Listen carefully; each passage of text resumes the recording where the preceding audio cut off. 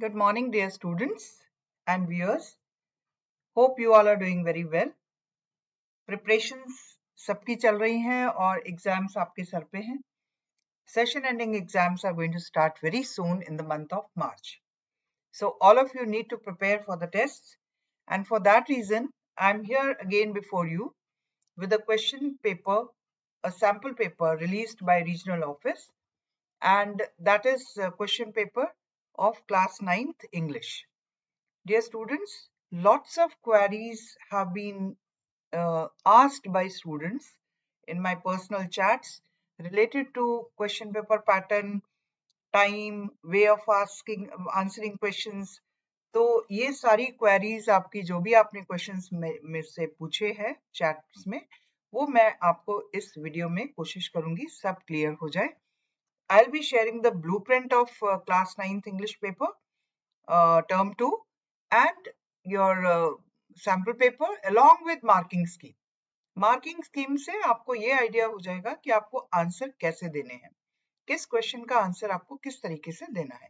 So dear students, be prepared. Thumb rule is work hard, be sincere in your efforts, and जो भी guidelines आपको हम लोग बताते हैं time to time, take care of those guidelines. Systematic preparations, planned efforts will definitely give you good results. So we need to plan our efforts. ऐसे नहीं कि अंधेरे में तीर छोड़ते जा रहे हैं, कोई तुक्के में लग गया, कोई काम बन गया, नहीं. आपको अपने planned way में अपने काम करने हैं. So let us start with the first step of your preparation. That is to go through the sample paper and the instructions which are given in the very beginning. General instructions जो हैं वो काफी हद तक आप लोग पढ़ते नहीं है, इग्नोर कर देते, या फिर अगर पढ़ते भी हैं तो उसको समझते नहीं है.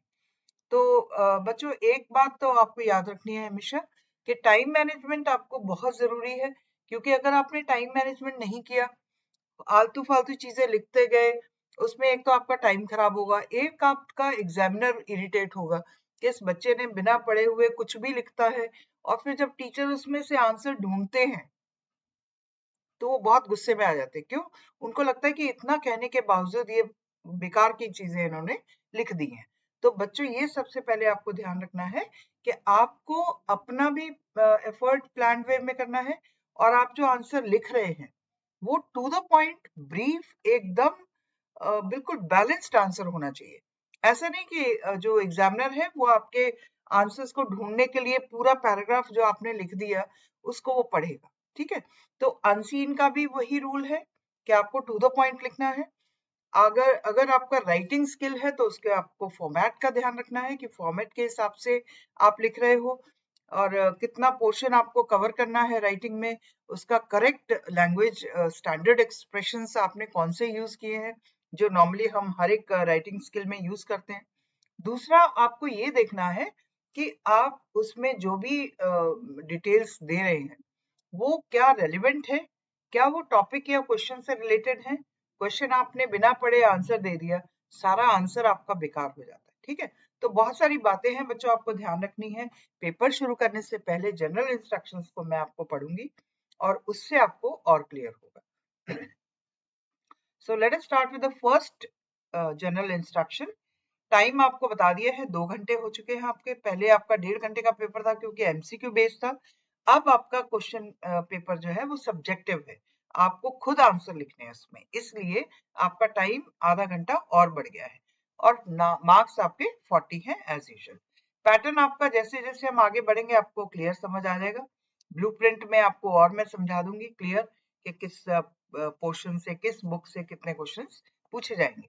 तो आपको पता होना चाहिए कि इतने क्वेश्चंस तो इस बुक से आने ही आने, प्रिपरेशन अकॉर्डिंगली आपकी होनी चाहिए. So let us see, the first one is attempt all questions. सारे questions आप करिए. Do not write anything in the question paper. इसका कारण है क्योंकि अगर आपने क्वेश्चन पेपर में कुछ लिख दिया तो उसको एक चीटिंग का जरिया माना जाएगा, इसलिए आपको ये सब चीजें नहीं करनी है, ताकि आपका एग्जामिनर, आपको इन्विजिलेटर देखेगा कि आप क्वेश्चन पेपर पे कुछ लिख रहे हैं, इसका मतलब आप किसी को या तो चीटिंग करा रहे हैं या किसी से पूछ के आपने उसमें लिखना शुरू कर दिया. तो ये सब चीजें आपको ध्यान रखनी है. Not to write anything in the question paper. All the answers must be correctly numbered. बहुत अच्छी बात है ये. आपके सारे जो क्वेश्चंस के जब आंसर देते हैं, आपने आंसर तो आपने क्वेश्चन नंबर 3 का दिया, लेकिन आपने वहां पे क्वेश्चन नंबर 4 लिख दिया, तो आपका आंसर वैसे ही गलत हो गया। ये तो टीचर्स और एग्जामिनर्स जो होते हैं वो थोड़ा आपको कंसिडर करके आपको मार्क्स दे देते हैं कि चलो अब बच्चे ने आंसर तो करेक्ट लिखा है, क्वेश्चन नंबर गलत लिख दिया है। लेकिन कई लोग इस चीज को आपकी केयरलेसनेस मान के नंबर काट देते हैं। तो इस चीज का आपको ध्यान रखना है कि जो आप नंबर लिख रहे हैं आगे मार्जिन से पहले, वो आप बिल्कुल करेक्ट लिखें। जो जिस क्वेश्चन को आप आंसर कर रहे हैं उसी क्वेश्चन का नंबर आप वहां पर लिखें। And it should be written in the answer sheet provided to you. Attempt all questions in each section before going on to the next section. अब मैं इसमें भी आपको चॉइस दे सकती हूँ, वो ये कि अगर आप जैसे लिटरेचर से फेमिलियर हैं, आप सोच सकते हैं कि हमें लिटरेचर पहले करना है क्योंकि हम अच्छी तरह जानते हैं हमें क्या करना है उसमें, तो आप लिटरेचर पोर्शन पहले कर लीजिए, लेकिन उस पोर्शन के सारे क्वेश्चंस आप सीक्वेंस में कर लीजिए। कोई क्वेश्चन आपको नहीं आता है तो 2-3 लाइन उसकी छोड़ के नेक्स्ट सेक्शन में बढ़ जाइए, ठीक है। तो हर एक सेक्शन को जितने आपके सीरियल हैं, जितने नंबर हैं सीक्वेंस में, वो सारे नंबर आपको करेक्ट लिखने हैं, ठीक है। ये नहीं कि आपने फिफ्थ क्वेश्चन पहले कर दिया, उसके बाद सेकंड क्वेश्चन कर दिया, उसके बाद फोर्थ क्वेश्चन कर दिया, फिर नंबर 1 कर दिया, तो इरिटेशन होता है एग्जामिनर को करेक्शन के टाइम, और आप भी कंफ्यूज हो जाते हैं कि हमने शायद वो क्वेश्चन कर लिया। टाइम इतना होता नहीं है कि आप तरीके से रिवाइज कर पाए।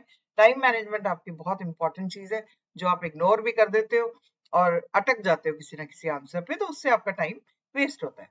तो इस चीज को आपको ध्यान रखना है कि सेक्शन में जितने भी क्वेश्चंस हैं वो सारे आप कंप्लीट करिए। कोई अगर आपको बिल्कुल नहीं आ रहा और आपको लग रहा है कि हम इसमें अटक रहे हैं और हमारा टाइम वेस्ट होने वाला है, उस चीज को छोड़ दीजिए। उस जगह थोड़ी सी जगह छोड़ के आप आगे बढ़िए, ठीक है। टाइम वेस्ट नहीं करना है, कहीं किसी क्वेश्चन पे अटकना नहीं, क्योंकि अगर आप उसी में उलझ के रह गए तो आपके सारे बाकी के क्वेश्चंस छूट जाएंगे। अक्सर मैंने बच्चों को देखा बाहर निकल के, एग्जामिनेशन हॉल के बाहर निकल के बात करते हैं, अरे वो मेरा क्वेश्चन छूट गया, है ना। लास्ट में इनको पता लगा अरे एक क्वेश्चन तो छूट गया मेरा। तो रिवीजन के लिए सफिशिएंट टाइम हो आपके पास, इस तरह से आपको करने हैं। तो पहले मैं आपको साथ साथ में ये भी बताती जाऊंगी कि कितने मिनट्स आपको एक क्वेश्चन को देने हैं, ठीक है।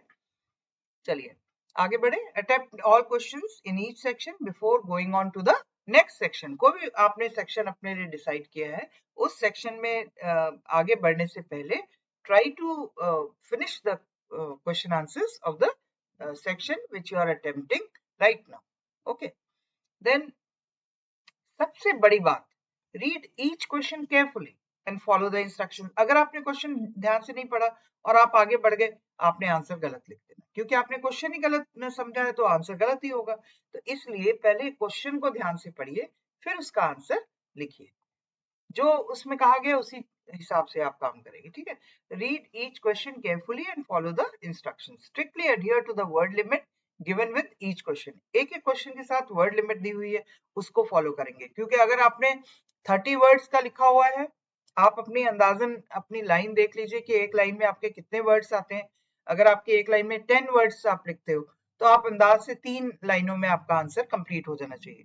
अगर 80 वर्ड्स की लिमिट है तो आपकी एक लाइन 10 वर्ड लेके आप 10 वर्ड्स लिख पाते हो एक लाइन में, तो आप उसके 8 लाइनें कम से कम आपकी होंगी, आपको वर्ड गिनने की जरूरत नहीं पड़ेगी। तो इन चीजों का भी आपको ध्यान रखना है। Word limit is very very important. Question paper जो है वो 3 सेक्शन में डिवाइडेड है। कितने मार्क्स है उसके वो भी मैं आपको बता रही हूँ। सेक्शन ए में रीडिंग का है पोर्शन, उसमें 10 मार्क्स है। सेक्शन बी में राइटिंग और ग्रामर है, उसके भी 10 नंबर है। सेक्शन सी में लिटरेचर और टेक्स्ट बुक, ठीक है, लिटरेचर बेस्ड और टेक्स्ट बुक बेस्ड 20 मार्क्स। तो सेक्शन ए रीडिंग हम देखते हैं। एक एक मैं आपको क्वेश्चन दिखाती जाऊंगी क्वेश्चन पेपर में, और उसके मैं आपको आंसर्स भी शेयर करूंगी कि उसका आंसर किस तरीके से हम एग्जामिनर्स जो है वो देखता है, ताकि आपके आंसर जो आप बहुत सारा लिख देते हो, एक नंबर के आंसर के लिए बहुत सारा लिख देते हो अनसीन में, वो रिक्वायर्ड नहीं है। To the point, even one word answer, एक सेंटेंस का आंसर, एक फ्रेज का आंसर, ये भी आपका करेक्ट माना जाता है, पूरे नंबर मिलते हैं। ये नहीं सोचना कि एक वर्ड लिखा तो हमें पूरे नंबर नहीं मिलेंगे। अगर आपको वो वर्ड करेक्ट है तो आपको पूरे मार्क्स मिलेंगे, ठीक है। फालतू चीजें नहीं लिखनी। यहाँ पे लिखा है read the passage carefully. Carefully word इसलिए यूज किया गया कि आपको बार बार समझाया जाता है कि आप पैसेज को अगर ध्यान से नहीं पढ़ेंगे तो आपको काम करना मुश्किल हो जाएगा, आपके आंसर्स ही सारे गलत हो जाएंगे। तो पहले आपको ध्यान से इसको पढ़ना है। अब इसमें आपको क्या देखना है, जब आप रीडिंग कर रहे हो तो आपको फास्ट रीडिंग करनी है, फिंगर रख के। आपका उससे क्या, आप कंफ्यूज नहीं होगे। आप अपनी पेंसिल की जो नोक है वो एक एक लाइन पे ऐसे बढ़ाते जाएंगे। जैसे मैं आपका ये कर्सर देखिए आप लेके जा रही हूँ। Reading is a frustrating pointless exercise in the world calling. It is no exaggeration to say that how well students develop the ability to comprehend what they read has a profound effect on their entire lives. इसमें आप समझ पा रहे हो कि without comprehension means without understanding reading is a frustrating means आप बिना समझे रीडिंग करते जा रहे हो तो उसका कोई फायदा नहीं है। तो एक बात आपको समझ आ गई कि पूरा पैसेज रीडिंग से कॉम्प्रीहेंशन से रिलेटेड है, ठीक है। Important classroom study conducted during 1970, ये आपके कोई ईयर के आ रहे हैं, उसको आप अंडरलाइन कर लोगे। कुछ इंपॉर्टेंट चीजें आपको लग रही हैं, है ना। हाउ वेल एग्जैगरेशन वर्ड है, इसको आप लिख लीजिए, आपको लग रहा है थोड़ा डिफिकल्ट है और इसको आगे हो सकता है वर्ड उसमें पूछा जा सके। तो ये चीजें जो आपको इंपॉर्टेंट लगती है आप रीडिंग के वक्त उसको साथ साथ में अंडरलाइन करते जाएंगे और बहुत ध्यान से बहुत जल्दी जल्दी रीडिंग करेंगे। उसका रीजन क्या है कि टाइम आपका वेस्ट नहीं होगा। And dear children, I suggest that the reading time should be utilized in reading your unseen passages, क्योंकि उस टाइम आप उससे टोटली फ्री हो जाओगे। 15 मिनट आपको रीडिंग टाइम मिलता है, इसमें सिर्फ आप इसको अटेम्प्ट करिए पहले, अनसीन पैसेजेस, क्योंकि 2 पैसेज है, दोनों के 5-5 मार्क्स है। Okay, now it says, based on your understanding of the passage, answer any 5 questions from the 6 given below. 5 into 1, 5 marks हैं आपके, 6 questions है। जो बेस्ट आपको 5 आ रहे हैं वो आप आंसर करिए। सारे अगर आप 6 करोगे तो एग्जामिनर्स को ये कहा गया है कि आप सिर्फ फर्स्ट 5 आप आंसर चेक कर दीजिए। अब इसमें क्या आपको नुकसान होता है, अगर आपने सारे 6 आंसर्स लिख दिए तो इसमें नुकसान ये होता है कि आपने, जैसे आपका सेकंड वाला इनकरेक्ट था, है ना, लेकिन आपका 6th वाला करेक्ट था, तो आपको घाटा हो गया कि यहाँ पे तो आपका 1 नंबर कट ही गया और ये वाला आपका आंसर किसी ने मार्क नहीं किया, तो आपका नुकसान होता है। So dear students, please follow the guidelines. अगर आपको 5 कहा गया तो 5 क्वेश्चन ही आपको अटेम्प्ट करने हैं, एक आपको छोड़ देना है, ठीक है। तो पहला क्वेश्चन देखते हैं, how does the reading have an important role to shape up one's entire life? Let us go to the marking scheme. ये है आपकी मार्किंग स्कीम। पहला आंसर आपको मैं बता रही हूँ, लेट अस सी। फर्स्ट आंसर से students develop the knowledge, skills and experiences they must have if they are to become competent and enthusiastic readers. Reading has a profound impact on the reader's entire life. 2 sentences का answer है और आप लोग बहुत सारे answers लिख देते हो। So question was, how does the reading have an important role to shape up one's entire life? आपको अब ये भी देखना है कि ये आपको आंसर मिला कहाँ से। तो फर्स्ट पैराग्राफ आपका इस आंसर के लिए आपको पूरा मटेरियल दे सकता है, ठीक है। अब ऐसे ही आप दूसरा क्वेश्चन देखिए, What was the result of the classroom study conducted during 1970? तो मैंने जब आपको रीडिंग कर रही थी तो मैंने 1970 को अंडरलाइन किया था। अब ये 1970 से आपको आइडिया हो गया कि yes, this is the place from where we can find the answer for question number 2. Okay, now coming to next question.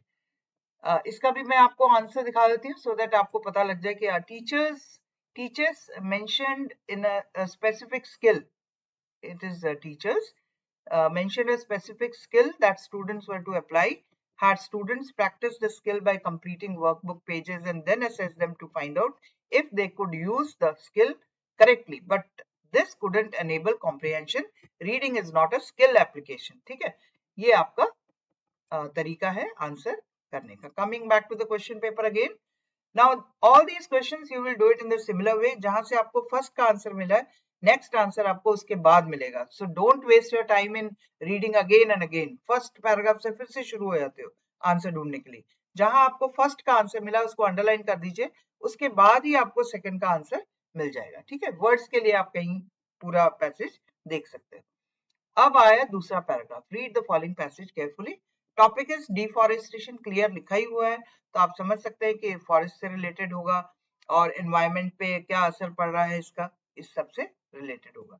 इसमें आपको एक पिक्चर दी हुई है, पाई चार्ट है, उसमें कॉजेज ऑफ डिफॉरेस्टेशन दिया हुआ है कितने परसेंट वाइल्ड फायर्स रिस्पॉन्सिबल है, कितने percent small scale agriculture responsible है, और यहाँ पे 14% अदर रीजंस है, लार्ज स्केल एग्रीकल्चर 22% है, पेस्चर 28% है। ठीक है, तो इसको भी आपको स्टडी इसी तरीके से करना है जिसमें आपके कॉजेज ऑफ डिफॉरेस्टेशन है। Now answer the question on the on understanding of your passage. Answer again any 5. 6 questions दिए हैं, 6 में से आपको कोई 5 करने हैं। ठीक है, what is the impact of the deforestation on climatic conditions? Let us come to the marking scheme. अब देखिए question 2. The overall temperature of the planet is increasing at an alarming rate. The duration of seasons is fluctuating all over the world. The rate of rainfall is decreasing day by day. ये सारी चीजें आपको unseen passage में मिल जाएंगी। ठीक है, तो when you go back to the passage again, you will find this answer here. ठीक है, इसमें से आप आंसर ढूंढ के अपना करेक्ट आंसर लिख लेंगे। ठीक, now coming to writing skill. Writing और ग्रामर 10 मार्क्स का है। इसमें आपके 1 into 5 मीन्स इसमें से आपको एक करना है, कोई भी एक क्वेश्चन करना है। अटेम्प्ट फ्रॉम 1 and 2, ये आप देखिए, ये 1 है, ये 2 है।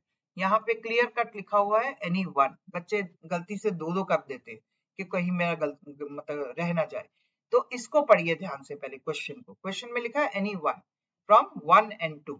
ठीक है, तो ये एक क्वेश्चन 5 मार्क्स का है। Now coming to grammar. Grammar के भी 3 क्वेश्चन है और तीनों आपको 3 मार्क्स के हैं, एक एक आंसर। तो यहाँ पे भी the following passage has not been edited नहीं है, देयर इज एन एरर। ठीक है, ये ध्यान रखना है कि इसमें आपको एरर ढूंढना है। और इसमें आपको पूरे नंबर 1 कैसे मिलेगा?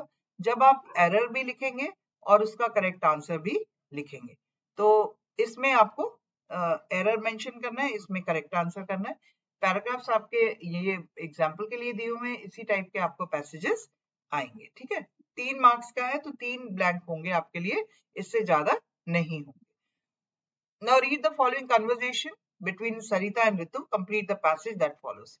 ये इनकम्प्लीट, ये आपको जो भी ब्लैंक्स दिए हुए हैं वो इसी कन्वर्सेशन के बेस पर आपको फिल करने हैं। इसमें मार्क्स कितने हैं आपके? 2 into 1 is equal to 2। 2 blank है, एक एक नंबर का एक एक ब्लैंक है। I am surprised to see you here in Delhi. When did you come?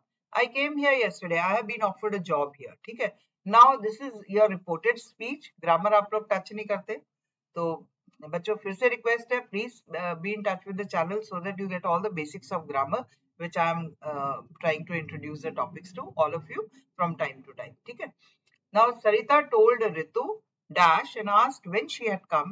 Ritu replied she had come there the previous day and added that dash.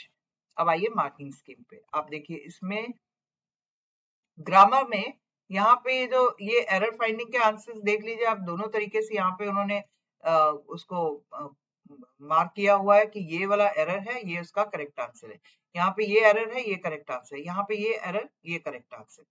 अब यहाँ पे जो आपको फिल इन द गैप करना है, read the conversation between Ritu and Sarita, और उसका answer ये है that she was surprised to see her there in Delhi, she had been offered a job there. Dear children, reported speech अगर आपने किया हुआ है तो you will be able to answer this question very well. Coming to literature portion, answer any 6 of the following questions in about 30 to 40 words. Now 6 answers आपको select करने हैं और इसमें आपको 2 नंबर का एक क्वेश्चन है, टोटल आपके 12 मार्क्स। अब इसमें क्वेश्चंस देख लीजिए 1 2 3 4 5 6 7। एक क्वेश्चन आप छोड़ सकते हैं, आपको 6 के 6 पूरे आपको 6 out of 7 आंसर आपको करने हैं। ठीक है, तो एक क्वेश्चन का मैं आपको सैंपल आंसर दिखा देती हूँ। The narrator thinks that Harris is the worst packer in the world. Comment on this statement. What is the snake trying to escape? है ना? तो पहला क्वेश्चन देखते हैं। The narrator thinks that Harris is the worst packer in the world. Comment on this statement. तो let's come to the literature portion. यहाँ पे इसका आंसर देखिए, आपने सारे आंसर्स जो आपके हमने आंसरिंग की में दिए हुए हैं, इसका भी लिंक मैं आपको डिस्क्रिप्शन बॉक्स में रख दूंगी ताकि आपको इजी हो जाए।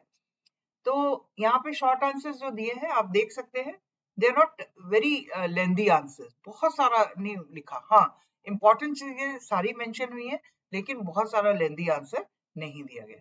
यहाँ पे according to the requirement answer दिया हुआ है। इधर 3-4 एक्स्ट्रा लाइन लग रही है आपको, लेकिन जो चाहिए आंसर के लिए वो उन्होंने सब मेंशन किया। ठीक है, ये देखिए, this is the way you are answering for questions which have 30 to 40 word limit. Long answer type में 4 मार्क्स के 2 क्वेश्चन है। ठीक है, लॉन्ग आंसर में भी आप देख लीजिए, कम से कम एक अच्छा खासा पैराग्राफ आप लिख सकते हैं। वर्ड लिमिट भी उसकी भी दी हुई है आपको। तो यहाँ पे फिर हम क्वेश्चन पेपर पे आते हैं। Any 6 of the following questions हो गए 30 टू 40 वर्ड्स के, 12 मार्क्स के हैं। Answer any 2 of the following questions in about 100 to 120 words. तो यहाँ पे आपको एक क्वेश्चन है, 2 क्वेश्चन है, 3 है, तो कितने करने हैं आपको? कोई 2। वर्ड लिमिट क्या है? 100 टू 120 वर्ड्स। ठीक है, so dear students, here we are at the close of this paper. Now I'll be telling you about the blueprint. Blueprint में आपके पूरा एक ढांचा है जिसके ऊपर ये क्वेश्चन पेपर सेट हुआ है। तो यहाँ पे रीडिंग कॉम्प्रिहेंशन के 2 क्वेश्चन है, 5-5 marks each, total 10 marks. Writing में क्वेश्चन नंबर 3 है, उसके 5 मार्क्स हैं। ग्रामर में 2 क्वेश्चन है, 4 एंड 5, उसके 5 मार्क्स हैं। किस पे बेस्ड है वो भी आपको यहाँ पे क्लियर दिया हुआ है। लिटरेचर में recalling, reasoning, appreciating, applying, all these things are there. Now question number 6 and 7 है, और 6 क्वेश्चन जो है वो 12 मार्क्स के हैं। जो क्वेश्चन नंबर 7 है उसमें 2 क्वेश्चन हैं 8 मार्क्स के, टोटल आपके हो गए 40 marks. And this is the blueprint. So dear children, I will be taking leave. Thank you very much for watching this video. If you feel कि आपको इससे बेनिफिट हुआ है, please subscribe the channel, like and share, so that others also are benefited. Thank you very much. Have a nice day.